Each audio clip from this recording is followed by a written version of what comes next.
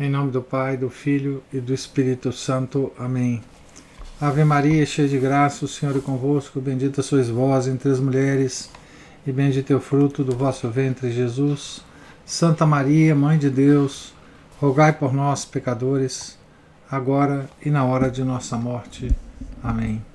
São Felipe Neri, rogai por nós. Nossa Senhora de Fátima, rogai por nós. Em nome do Pai, do Filho e do Espírito Santo. Amém.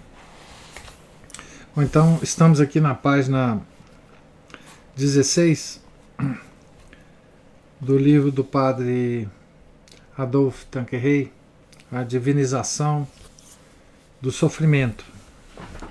Os sofrimentos de Jesus anunciado pelos profetas. Para a descrição dos sofrimentos de Jesus, a principal fonte é certamente o Evangelho.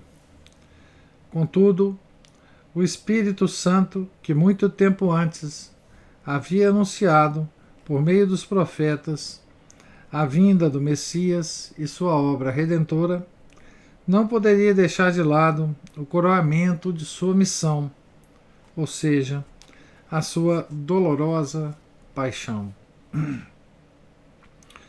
Com muitos séculos de antecedência, o profeta Isaías, em um capítulo que se tornaria célebre, que é o capítulo 53, de Isaías, e que pode ser chamado A Paixão de Jesus, segundo Isaías, descreveu com um realismo impressionante as dores do homem-deus, suas humilhações e sua morte, assim como os maravilhosos frutos de sua redenção.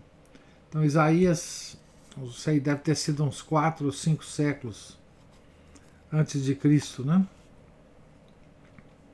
No início, o próprio Deus, em traços rápidos, pinta o estado de humilhação e os sofrimentos do Messias, pela boca de Isaías. Quem acreditará naquilo que ouvimos? E a quem se revelará o braço de Yahvé? Ele cresceu diante dele como um renovo, como raiz que brota de uma terra seca. Não tinha beleza nem esplendor que pudesse atrair o nosso olhar, nem formosura capaz de nos deleitar. Era desprezado e abandonado pelos homens. Um homem esmagado pela dor, familiarizado com o sofrimento. Alguém diante de quem todos desviam o rosto. Desprezado, não fazíamos nenhum caso dele.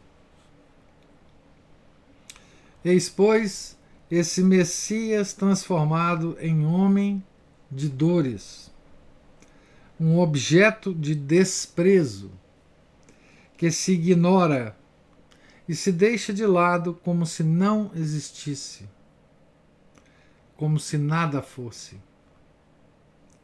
Que diferença do Messias glorioso anunciado pelos outros profetas e pelo próprio Isaías em outras passagens. Compreende-se que muitos judeus tenham deixado de lado esse Messias sofredor. Caberia ao Evangelho mostrar-nos que o verdadeiro Messias é ao mesmo tempo glorioso e sofredor, dependendo do aspecto pelo qual o consideramos.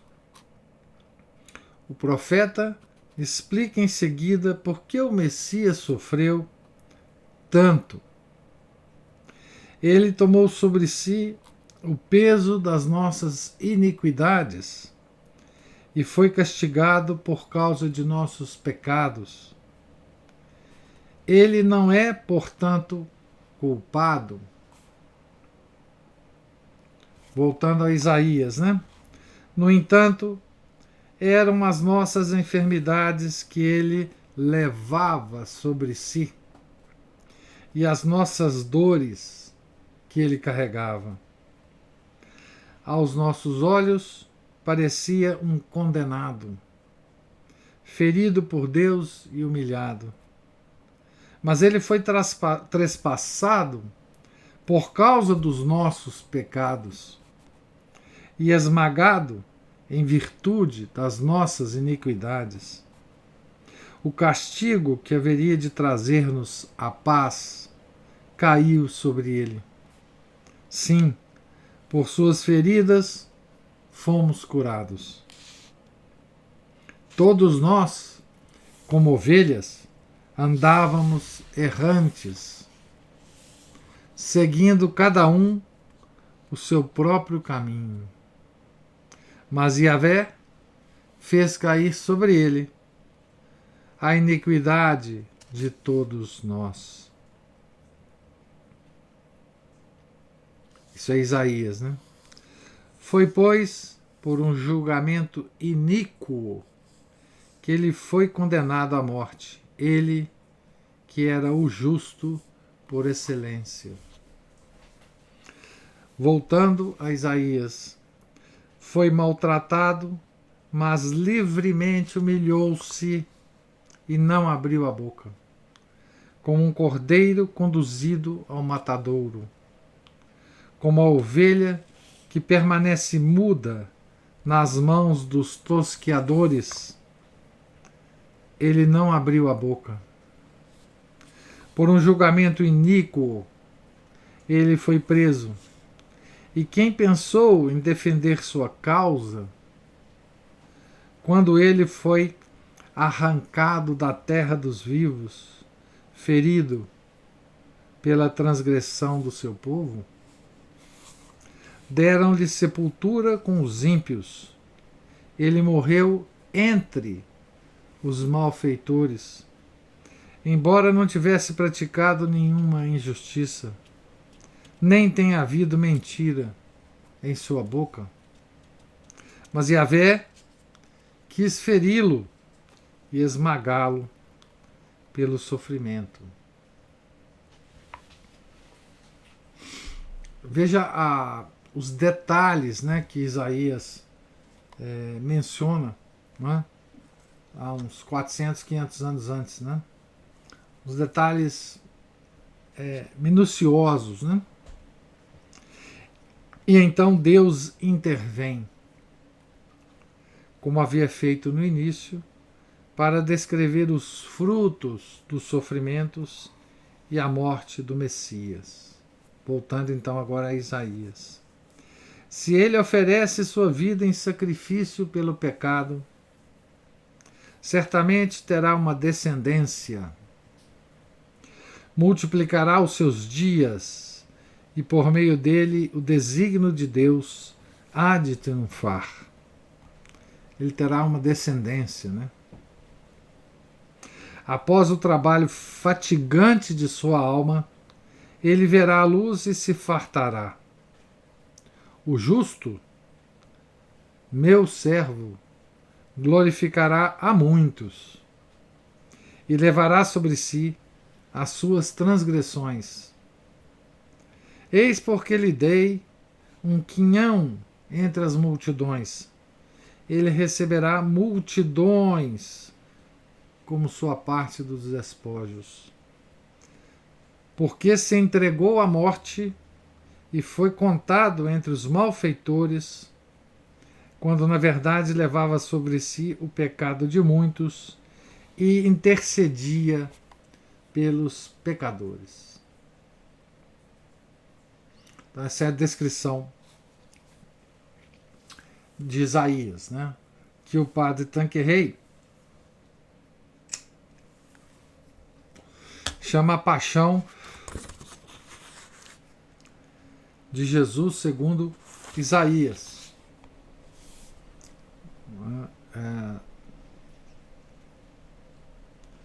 como nós temos a paixão segundo os quatro evangelistas, né? Que nós lemos na Semana da Paixão, né? Com que exatidão essa profecia se cumpriu na pessoa de Jesus e de seus discípulos. Sim, o Cristo sofreu. Sim, ele se ofereceu a si mesmo em sacrifício para expiar nossos pecados. Mas por seus sofrimentos gerou legiões de santos. Sua doutrina, aliada ao santo exemplo de sua vida, conquistou e não cessa de conquistar, por toda a terra, milhões de discípulos e seguidores. Ele tomou sobre si as nossas iniquidades e as expiou por sua morte no Calvário. Mas com isso inspirou-nos tamanho horror ao pecado que os verdadeiros cristãos sacrificam tudo, até a própria vida, para guardar intacta a pureza de sua alma. Antes morrer que manchar nossa alma. Tal era o grito dos mártires. Tal é a divisa da consciência cristã. Dai-nos, ó Divino Redentor, a graça de ser sempre fiéis a essa divisa. Esse não é o único relato profético da paixão do Salvador. Há muitas outras passagens, sobretudo nos Salmos, que descrevem antecipadamente as angústias da sua alma. É assim que a liturgia, a exemplo do próprio Evangelho, interpreta o Salmo 21. Eis o Salmo 21. Meu Deus, por que me abandonaste? Que é a frase que Nosso Senhor fala na cruz, né? Pouco antes de expirar. Os meus gemidos estão longe de me salvar. Meu Deus, eu grito de dia e não me respondes. Grito à noite e nunca tenho descanso. Nossos pais confiaram em ti, confiaram e tu os salvaste. Eles clamavam por ti e eram libertados. Confiaram em ti e nunca foram envergonhados. Quanto a mim, sou um verme e não um homem. O opróbrio dos homens, desprezado pelo povo. Todos os que me veem caçoam de mim, abrem a boca e meneiam a cabeça. Confiou em Yahvé, que ele o liberte, que o salve, se é que o ama. Sim, foste tu que me tiraste do seio materno e me confiaste ao peito de minha mãe. Fui consagrado a ti desde o meu nascimento. Tu és o meu Deus desde o ventre materno. Não te afastes de mim, pois a angústia me cerca e não há quem me socorra. Este é o Salmo. Quem não veria nesses lamentos do justo oprimido como que um eco antecipado, um prelúdio dessa terrível agonia que torturou a alma do Salvador no Horto das Oliveiras e no Calvário? Obrigado a comparecer diante de seu Pai, carregado com o fardo de nossos pecados, ele se vê como que abandonado por Deus na parte sensível de sua alma. Sendo representante dos pecadores, ele se vê tratado como o mais culpado deles, donde esses gemidos lamentosos, expressão da angústia de sua alma triste até a morte. E Deus parece não o ouvir. Ele, que escuta a oração do pecador arrependido, parece fechar os ouvidos aos lamentos do justo por excelência, precisamente porque ele carrega o peso e a responsabilidade de nossas iniquidades.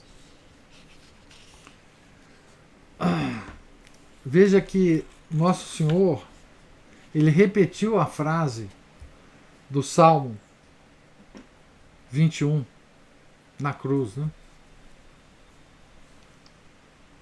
Como que a nos indicar, né, que ele era exatamente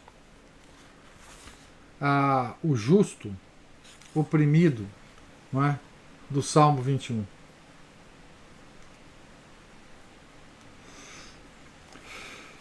Ele não falou outra frase, ele falou exatamente a frase do Salmo, né? A essa atitude de Deus se acrescentam os insultos dos homens. Os homens, né? A democracia, né, que condenou Nosso Senhor, né?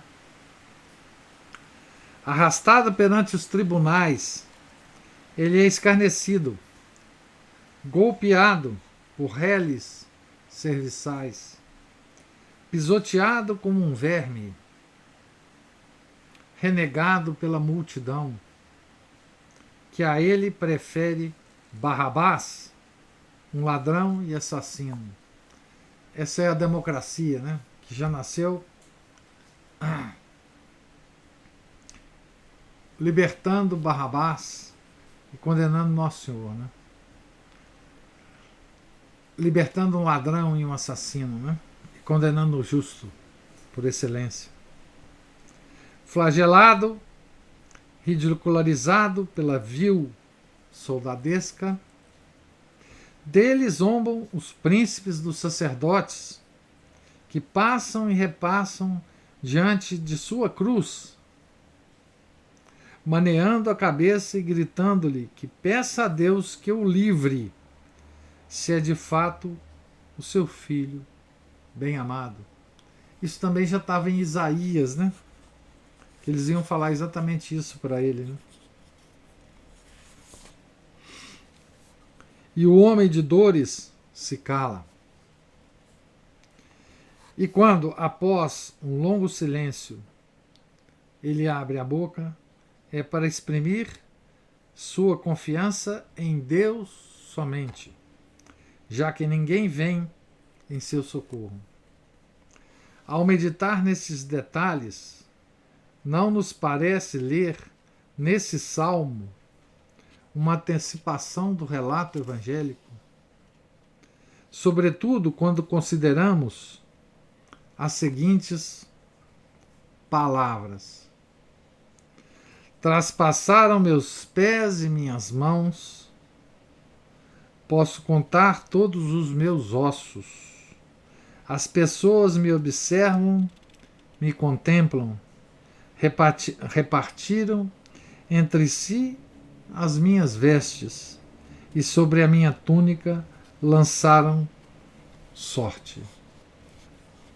O salmista, como o profeta Isaías, anuncia também o triunfo final do Salvador. Sua oração acaba por ser atendida. Ele louva a Deus, convida todos os filhos de Israel a louvá-lo com ele e prediz a conversão dos gentios. Ao Salmo, né? Anunciarei o teu nome aos meus irmãos, no meio da assembleia eu te louvarei. Vós que temeis a Yahvé, louvai-o. Vós todos, descendência de Jacó, glorificai-o. Reverenciai-o, descendência de Israel. Pois ele não desprezou, não desdenhou o sofrimento do oprimido, nem ocultou dele a sua face, mas ouviu-o quando a ele gritou. Graças a ti, meu louvor ressoará na grande assembleia.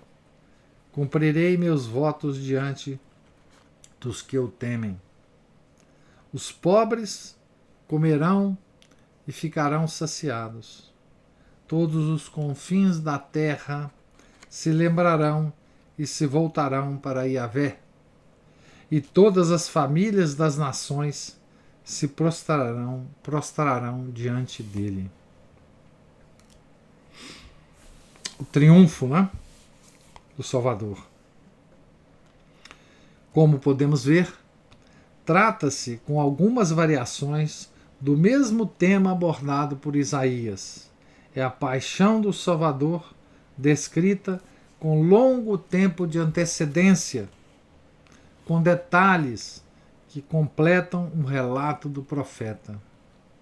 É a humilhação e a angústia mais profunda, seguidas do triunfo final, a conversão de Israel e a dos gentios.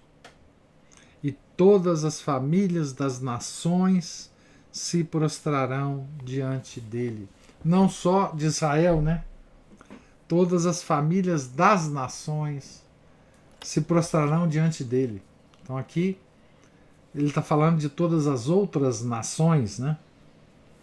Não só do povo escolhido, né? Portanto, está falando dos gentios, né?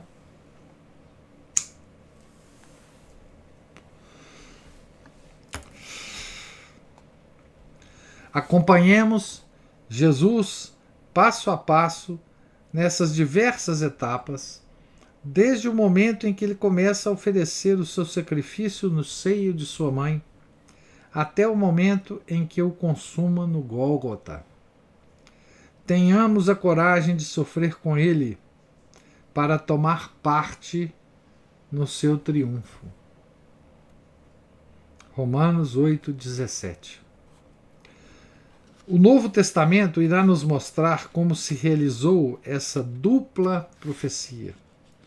Os sofrimentos de Jesus, anunciado pelos profetas, são tão minuciosamente descritos nos 4 evangelhos que a sua vida inteira nos aparece como um longo e contínuo martírio. Tota vite Christi, crux fuit et martyrium. Aqui ele cita a imitação de Cristo, né? Toda a vida de Cristo foi cruz e martírio, né? Tota vite Christi crux fuit et martyrium. Esse martírio começa no instante mesmo em que o Filho de Deus assume um corpo e uma alma no seio virginal de Maria. Ele prossegue durante todo o martírio, né, e a cruz, prossegue durante toda a sua vida mortal e atinge o seu ponto culminante, o Calvário. Não é por outra razão que a festa mais importante da igreja é essa que nós começamos agora, né? A Quaresma, depois o Calvário e a ressurreição. Né? 2. Os sofrimentos de Jesus em sua vida oculta. Em sua vida oculta. Vemos na Epístola aos Hebreus a indicação de que o martírio do homem de dores começou no início de sua vida terrena. Abre aspas. Por isso, ao entrar no mundo, Cristo afirmou: Tu não quiseste sacrifício nem oferenda, mas me formaste um corpo. Nem holocaustos, nem sacrifícios pelo pecado foram do teu agrado. Por isso eu disse: eis-me aqui. Eis que venho, ó Deus, para fazer a tua vontade. Citação do Salmo 40, versículos 7 a 9. É graças a essa vontade que somos santificados pela oferenda que Jesus Cristo fez de seu próprio corpo uma vez por todas. Hebreus 10, 5, versículos 5 a 10. Quando se conhece a história dos sacrifícios do Antigo Testamento, o pensamento do apóstolo se torna claro. Esses sacrifícios, embora instituídos por Deus, não tinham valor senão como figuras do grande sacrifício que seria um dia oferecido pelo Messias. Chegou o momento em que essas hóstias, entre aspas aqui, imperfeitas, deviam ser deixadas de lado para dar lugar à vítima sem mancha, à vítima perfeita, a única capaz de agradar a Deus. E esse momento foi a encarnação do Verbo. Então Jesus se apresenta ao Pai para substituir com uma única oblação de valor infinito e eterno todos os sacrifícios da antiga lei, incluindo o holocausto, no qual a vítima era não somente imolada, mas consumida nas chamas. Assim, a realidade sucede às figuras antecipatórias, né? Graças não somente à ciência infinita da sua natureza divina, mas também à ciência eminente que enchia sua alma humana, desde o primeiro instante de sua existência, o Redentor vê distintamente as dores que lhe estão reservadas, em sua vida oculta como em sua vida pública, e, sobretudo, em sua dolorosa paixão. Então ele via tudo claramente desde o seu nascimento.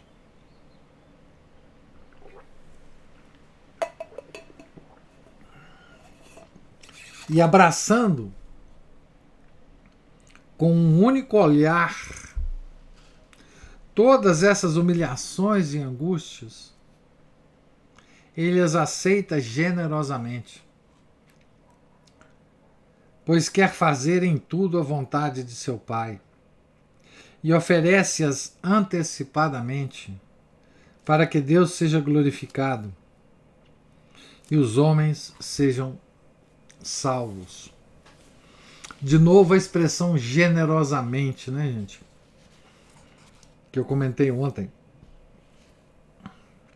Nós devemos ser generosos em nossos sofrimentos, né? Como Nosso Senhor o foi, né? Eis porque o autor da carta aos Hebreus pode realmente dizer que por essa vontade, por essa oblação voluntária, nós fomos santificados. Nós já o somos de direito, à espera de que esses méritos nos sejam aplicados de fato pela oração e pelos sacramentos, que é a única forma, né, que nós podemos receber ou desfrutar desses méritos, né? Não há outra forma que não os sacramentos, né, e a oração. Por isso que se diz que não há salvação fora da igreja, né, porque não há salvação fora dos sacramentos que nos aplica, né, os méritos de Nosso Senhor, né? Iniciado no dia da encarnação e oferecido por Jesus no altar puríssimo do coração de Maria, esse sacrifício irá continuar durante toda a vida do Salvador. Chega o momento em que, depois de passar 9 meses no seio virginal de Maria, ele deve manifestar-se ao mundo. Irá ele fazer isso com o esplendor que convém ao Rei dos Reis, ao Senhor dos Senhores? Pensar assim seria desconhecer o plano divino da redenção. Dono de todas as riquezas do céu e da terra, o Filho de Deus poderia nascer em meio à púrpura, mas sabendo o quanto as riquezas são um obstáculo à santidade, ele escolhe a mais completa pobreza. Não há lugar para ele na hospedaria, a cuja porta sua mãe bate.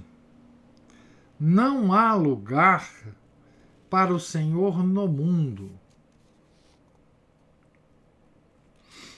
Ele nascerá em uma dessas grutas onde se refugiam os animais durante as noites frias. Seu berço será uma dessas manjedouras onde eles comem. Coxo, né? Coxo, onde os animais comem. Seus membros delicados repousarão sobre um pouco de palha, e ele não terá para se aquecer nessa fria noite de dezembro senão o hálito de 2 animais, um boi e um burro, pobres da terra.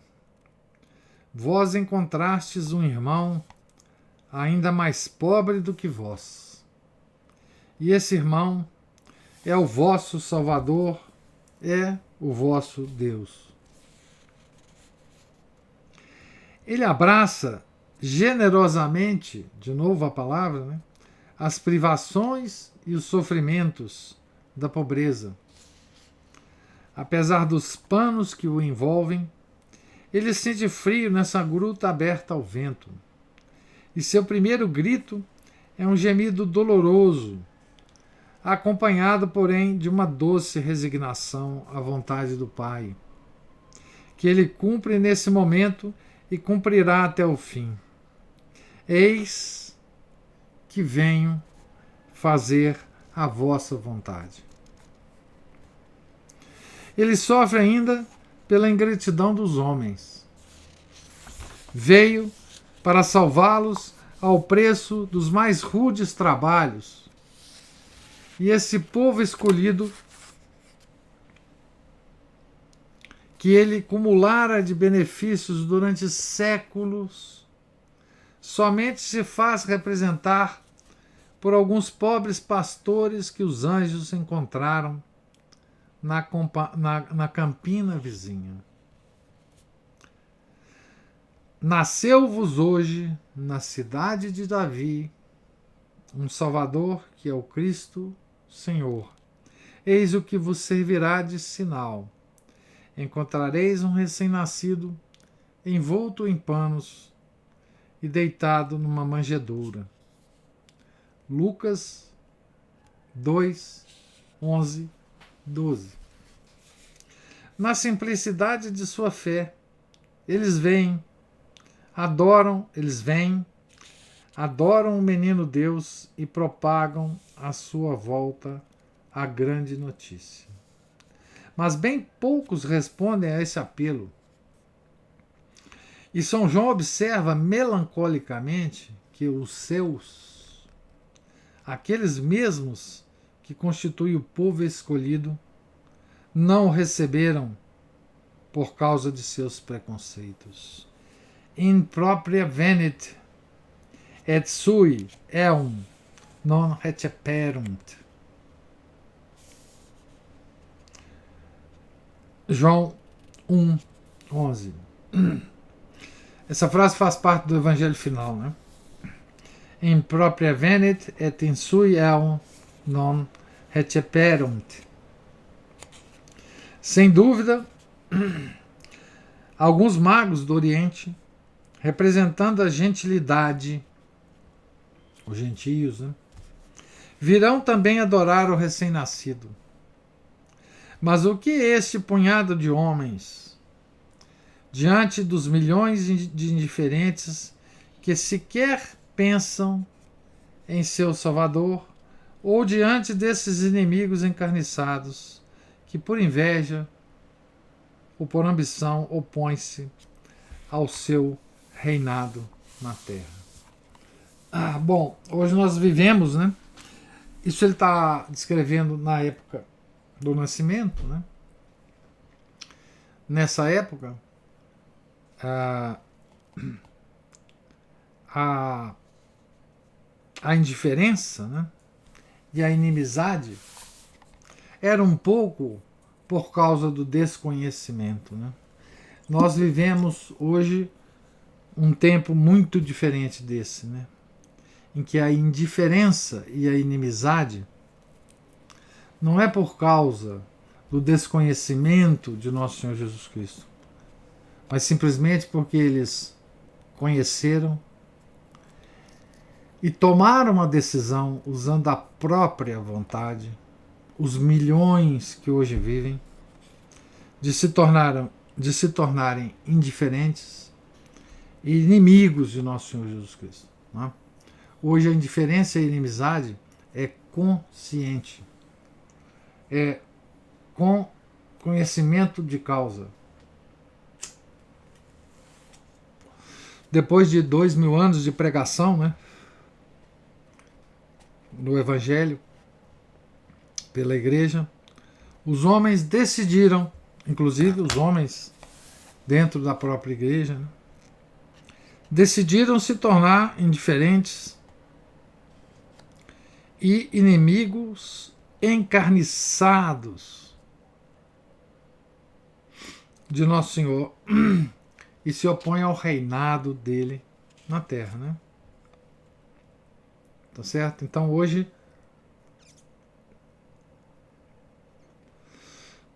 nós demos a volta, né? A humanidade conheceu, adorou, depois se distanciou e se tornou inimiga de nosso Senhor Jesus Cristo. É o que nós estamos vivendo hoje, né? Não dá para desconhecer, né? No Evangelho, eles são representados por esse Herodes, que, recenseando por seu trono, com a chegada do Messias, procura eliminá-lo ainda no berço, mandando massacrar todas as crianças de Belém e arredores. Veja, essa ação de Herodes, né, matando os santos inocentes, ela foi de uma iniquidade imensa na época, né? Manda matar todo mundo porque nós temos chance de, matando todo mundo, matar também a quem interessa, né? Mas isso, em comparação com o que hoje acontece com as crianças no próprio ventre das mães, não tem comparação do que acontece hoje com o que Herodes fez, né?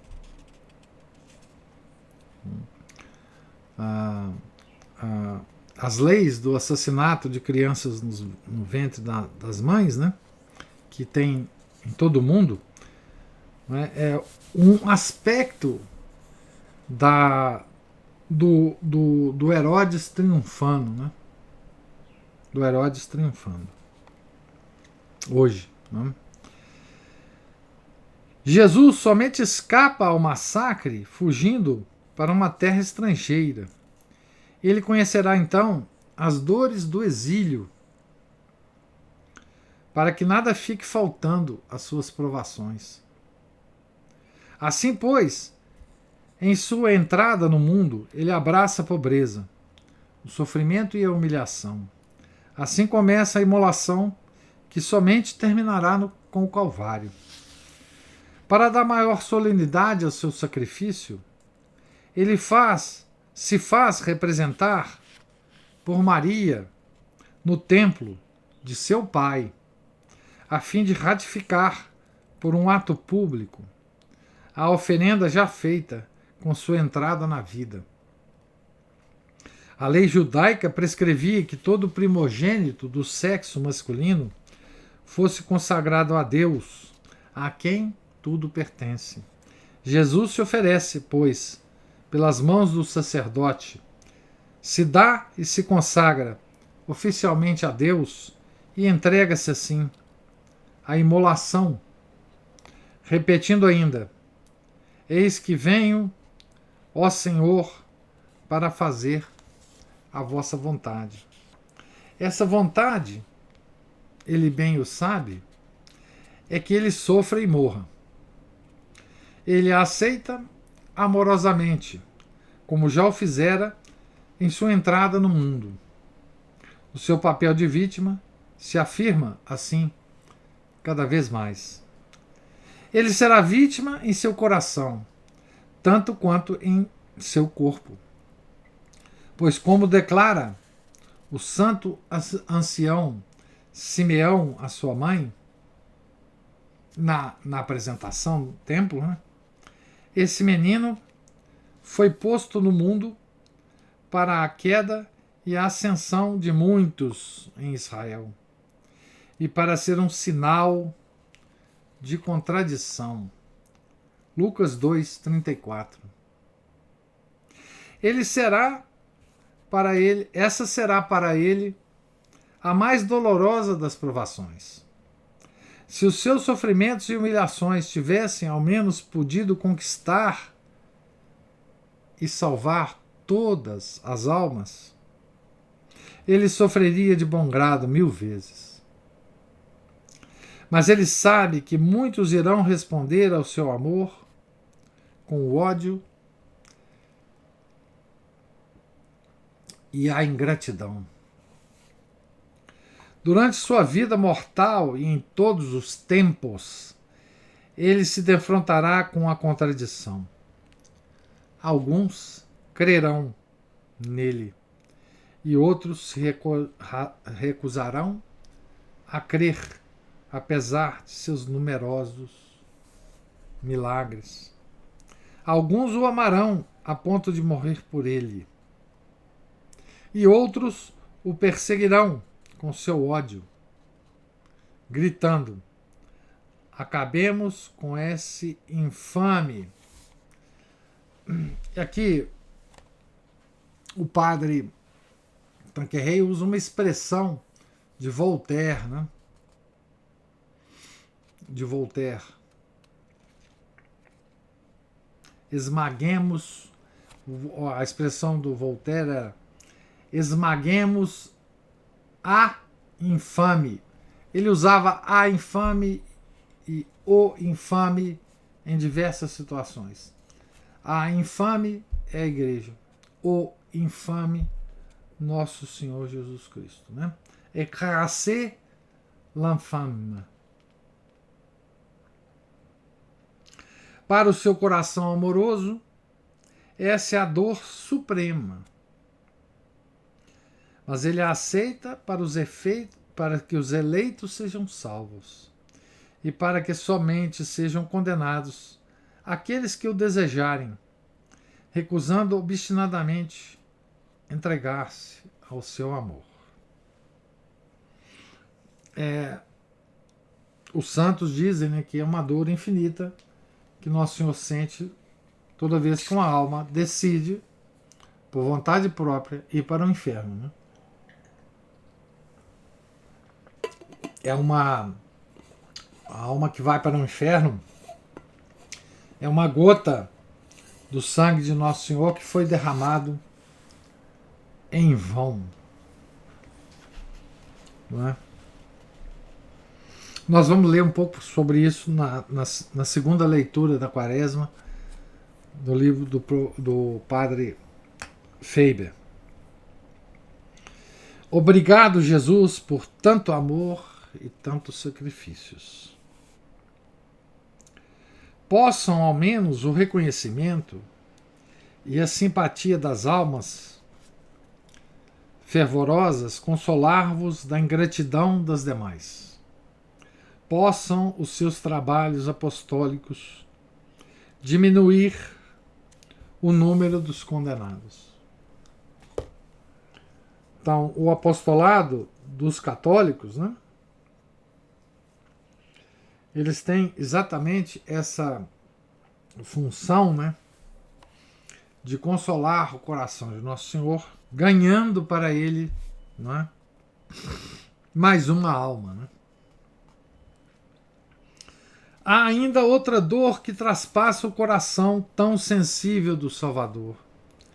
É a que ele experimenta ao ver-se obrigado a associar aos seus sofrimentos as almas fiéis que desejam segui-lo no caminho da santidade e do apostolado.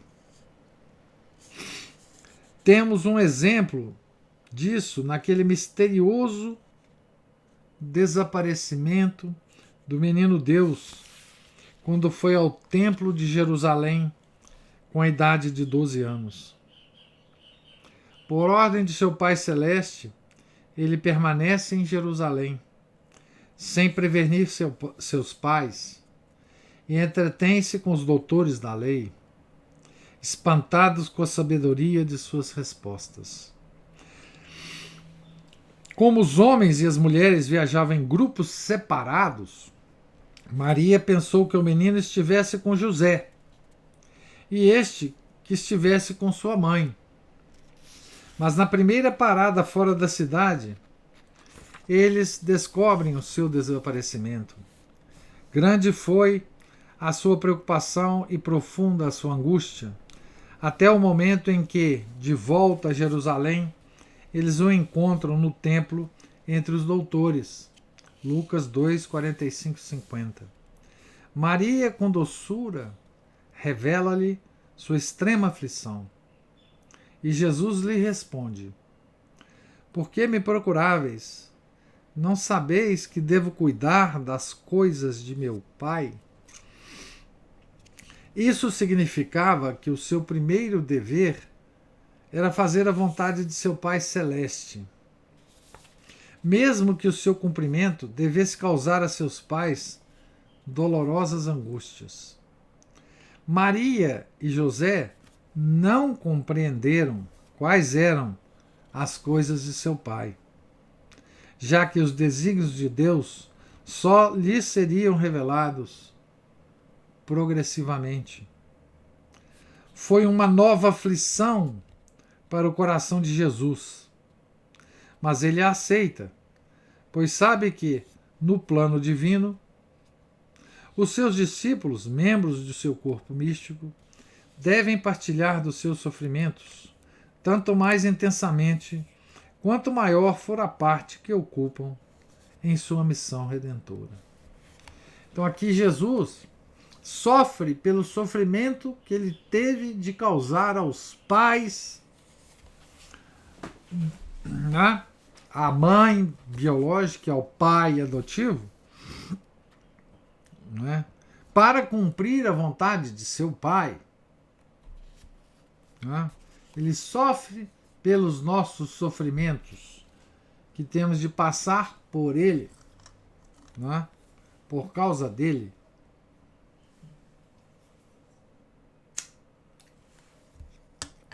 De resto, ele não tarda a consolá-los, descendo com eles para Nazaré, onde durante longos anos vive com eles na mais doce intimidade, partilhando seus labores, suas preces e conversando com eles sobre as coisas do céu.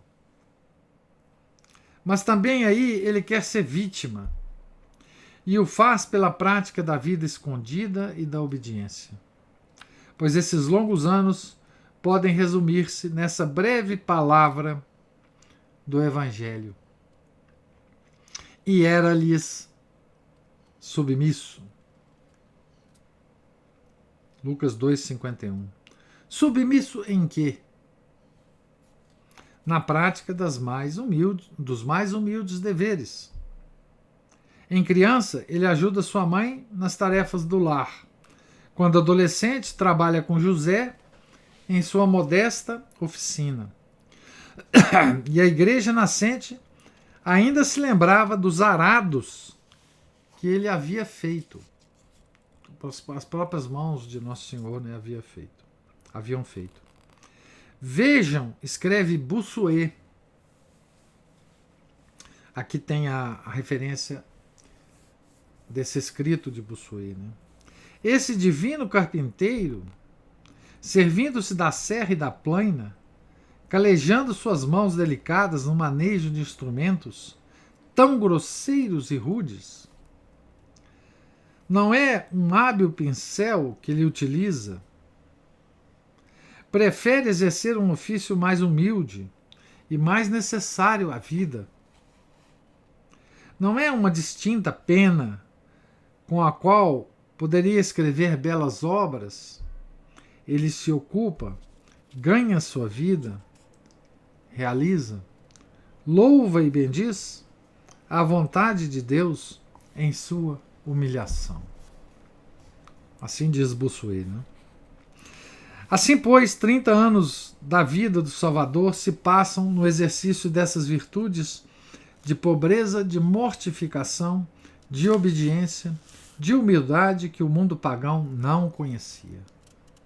Jesus bem sabe que para a nossa natureza orgulhosa, essas virtudes são difíceis de praticar.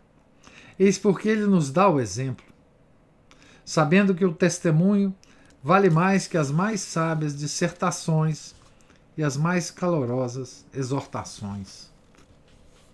Durante os 30 anos de sua vida oculta, Jesus foi, pois, vítima em seu corpo e em sua alma.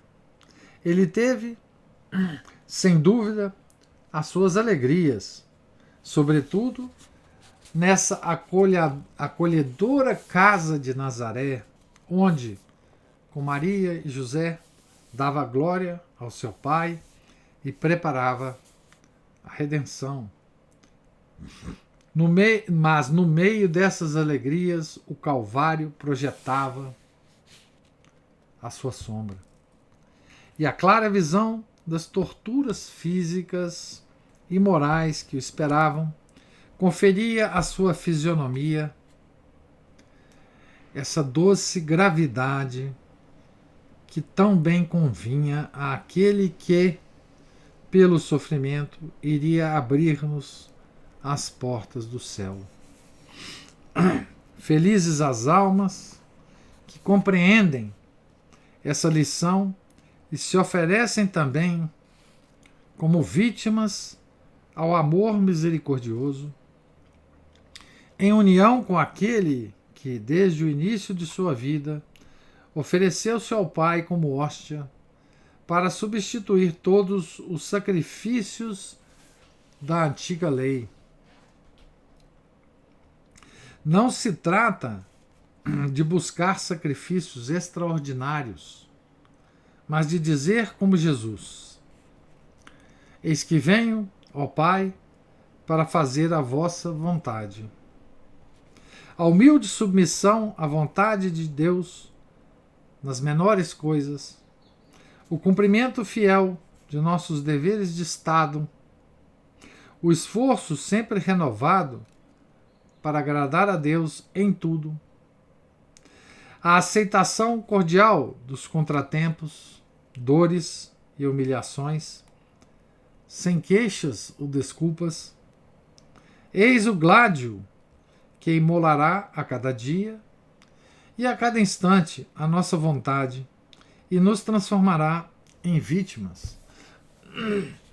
Se oferecermos esses sacrifícios em união com Jesus e por suas intenções, eles terão parte no valor e na eficácia de seu próprio sacrifício e contribuirão para santificar-nos e para salvar outras almas. Para salvar outras almas, obviamente, pelo exemplo, né? Certo? Então, aqui é o padre Tanqueray, né, comparando, obviamente, essa vida oculta de Nosso Senhor, né, e os pequenos contratempos, dores e humilhações, ele nos faz aqui, ele nos dá um caminho, né, para também nós, né, sofrermos como Jesus sofreu nessa a vida oculta. Então, terminamos aqui, não é, a leitura. Estamos aqui na página 27 para começar o item 3 aqui, que é os sofrimentos de Jesus durante a sua vida pública. Certo? Deus lhes pague aí a presença. Pergunto se tem alguém que queira fazer alguma observação. Parei aqui na página 27, viu, gente? Sobre a leitura de hoje. Professor. Sim. Quando ele fala em generosidade, é isso que ele está. Esse finalzinho que o senhor leu aí, né? Essa aceitação, essa generosidade. É isso? Exatamente. É abraçar o sofrimento como se fosse um presente.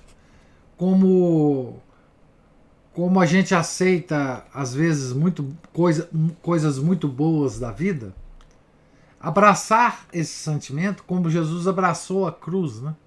Com generosidade, com desprendimento, com vontade de sofrer mesmo aquilo que Deus está nos colocando, né? Essa generosidade no sofrimento, essa predisposição ao sofrimento, né? Essa aceitação e essa visão de que o sofrimento que nós estamos recebendo naquele momento é um prêmio, é um presente e não uma coisa, enfim, ruim ou deletéria. É um prêmio que nós estamos ganhando de Nosso Senhor, né? É como aquilo que muitos santos dizem, né? Quando a gente tem a oportunidade de fazer uma caridade para alguém, esse alguém que recebe a nossa caridade está nos fazendo uma caridade muito maior, aceitando a nossa caridade, não é?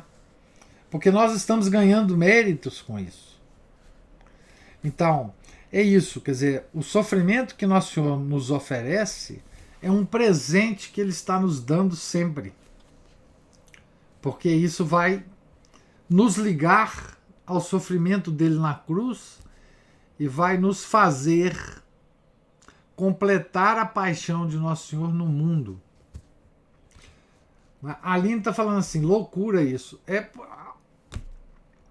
É aquilo que São Paulo falou, né? A cruz é um escândalo para os gentios, né? Ser desprezado, humilhado, está sempre com grande amor. Porque o desprezo do mundo, né? É um presente que Deus nos dá, né? Porque foi o caminho que ele seguiu, né? Então ele está nos abrindo o mesmo caminho que ele teve para nós. Quer presente maior do que esse? Quando Santa Bernadette dizia, né, que quando chamavam de preguiçosa, porque ela não saía da cama, né, doente, e ela dizia, minha missão é sofrer. É isso. Na verdade, Na vida desses santos extraordinários, a gente vê muito claramente isso. Mas essa frase da Santa Bernadette, ela se aplica a cada um de nós. Quer dizer, no fundo, nossa missão aqui também é sofrer. É completar a paixão de Nosso Senhor no seu corpo místico. Não, sem fazer-se de vítima, é claro. Vocês vejam que essa coisa de sem fazer-se de vítima é uma coisa interessante.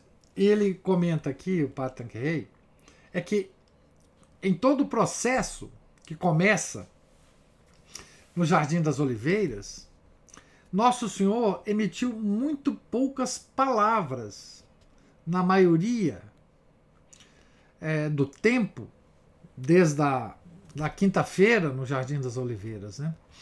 Até a cruz, ele emitiu pouquíssimas palavras. É o silêncio dele é que nos dá a perspectiva do verdadeiro sofrimento, né? É o sofrimento aceito generosamente, por isso não precisa de palavras para expressar nada. Toda a expressão, todo o significado da coisa já está embutido no sofrimento e na sua aceitação generosa, né? Certo? Então, o silêncio de Jesus, nesse caso, é uma lição para nós, né? É uma lição para nós. Camila está falando, né? Mas sem fazer-se de vítima, claro. A vítima foi Jesus. Nós somos responsáveis pelas nossas atitudes, senão vira fingimento, claro. Porque o sofrimento alardeado, Nosso Senhor fala isso no Evangelho, né? Se a gente sofre e alardeia o sofrimento, o nosso prêmio já está dado. Ele não tem mérito nenhum. Não é? É a mesma coisa lá da oração do publicano e do fariseu, né? É a mesma coisa. Quer dizer, se você alardeia os seus méritos, os seus sofrimentos, etc., você já ganhou o prêmio em vida, não tem mais prêmio. Não é? Você acumula tesouros exatamente quando você se oferece ao sofrimento com essa expressão, né? Generosamente, amorosamente. Né? Esse tipo de sofrimento é um negócio entre você e Nosso Senhor Jesus Cristo. Ninguém precisa saber, você não precisa alardear. Né? Certo? Isso faz parte, enfim, da doutrina católica, né? Normal. A gente esquece, e por isso que em certas épocas do ano, com certas leituras, a gente relembra, né, essas coisas que devem nos alimentar sempre. Né? O sofrimento é um presente que Nosso Senhor está nos dando em vida, né, para que a gente se salve. Né? E, enfim, é isso. Camila tá.